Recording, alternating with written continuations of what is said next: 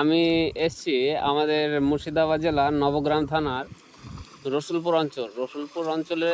আমি সোদপুর থেকে, এটা হচ্ছে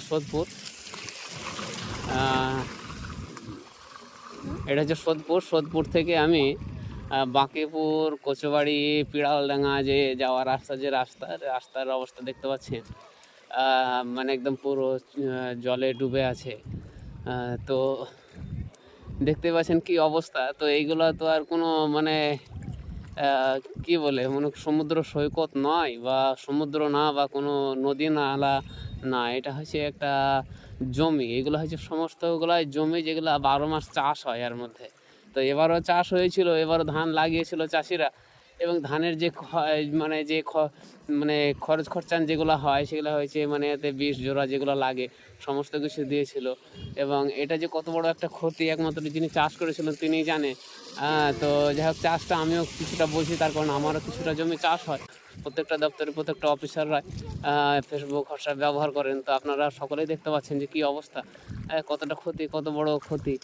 এটা হয়তো ক্ষতির মাঝেও হয়তো অনেকে একটু আনন্দ করছে, কেন এরকম পরিস্থিতি তো আমরা দেখতে যাই পয়সা দিয়ে, হয়তো অনেক দূর দূরান্তে যাই, হয়তো সেগুলা আমরা হয়তো এইরকম একটা পরিস্থিতি বা এরকম একটা জিনিস আমরা একটা কাছের মধ্যে পেয়ে গেছি। তাই বাচ্চারা তো খোলা একদম খুব সুন্দর করে স্নান করছে, একদম লাফাঝাফা করছে। আমি বাচ্চা হলে আমিও করতাম। তার ফাঁকে বড়রাও আসছে, বড়রাও করছে।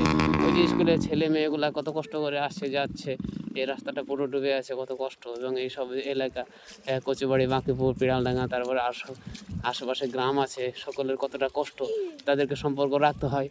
শেরপুর এবং 5 গ্রাম, এই চারিদিকে বা নবগ্রাম, আমাদের মেন জায়গার সঙ্গে সম্পর্ক রাখতে হয়েছে। তাদেরকে হাট বাজারের জন্য বিভিন্ন কাজের সূত্রে তাদেরকে অহরহ দিন রাত আসতে হয়। তো যাই হোক, সকলে দেখছেন ভিডিওটা, কি পরিস্থিতি আপনারা দেখেন।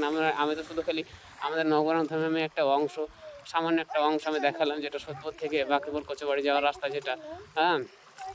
আমি সামান্যতম একটু আপনাদেরকে দেখালাম কি পরিস্থিতি, আপনারা সকলেই দেখতে পাচ্ছেন। তো যাক, আসসালামু আলাইকুম।